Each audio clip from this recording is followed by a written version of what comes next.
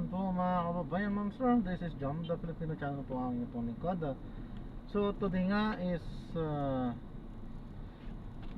November 25, 2024. Tayo ngayon ay papunta dyan sa may SM Corporate Building A entrance sa may JW Jokno Boulevard, Barangay 76 sa Pasay po ito. At dadalhin natin sa may World Trade Center Hall, the Hilpuyat Avenue, Barangay 76, Pasay. Okay, so magbabalik po tayo mamayang onte po pag nakuha na po natin sila.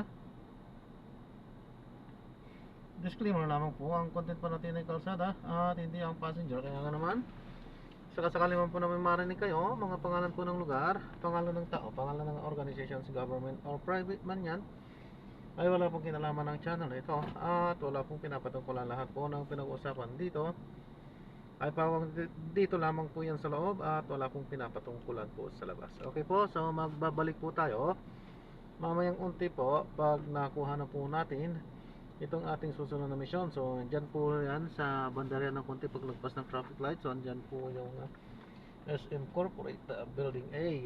Hindi ko lang alam kung saan ang Building A saka Building B dyan. Basta kung anong tinuturo ng ating locator, ating navigator, ay yun na po yung ating susundan. Okay po, so magbabalik po tayo mamayang konti pag nakuha na po natin sila. World Trade Center. Pinapaalam ko lang po, naka-record po tayo ng kalsada po. At ina-upload ko yan sa aking YouTube channel po, Jam the Filipino channel po. Thank you.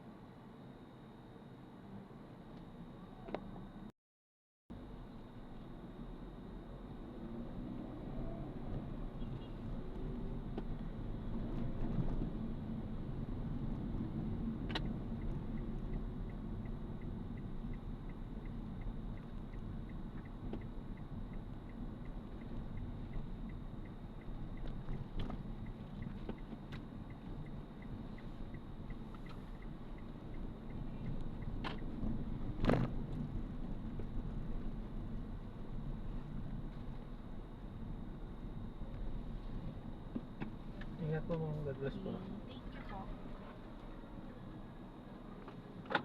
Okay po. Mm.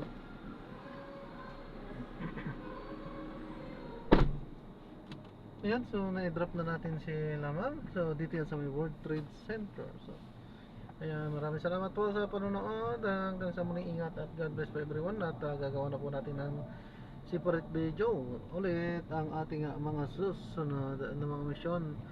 So paalam po muna, pansamantala po. At wala pa naman bato sa atin. So bawal tayo magtambay dito. Pwede sana kung pwede sana is maganda ding mag-antay-antay dito ng konti. Kaso hindi pwede, kaya tayo ay mauuna na, mag-ikot-ikot na. Okay, so maraming salamat po ulit sa panonood. Hanggang sa muli po, ingat at God bless po everyone. Paalam po muna, pansamantala po.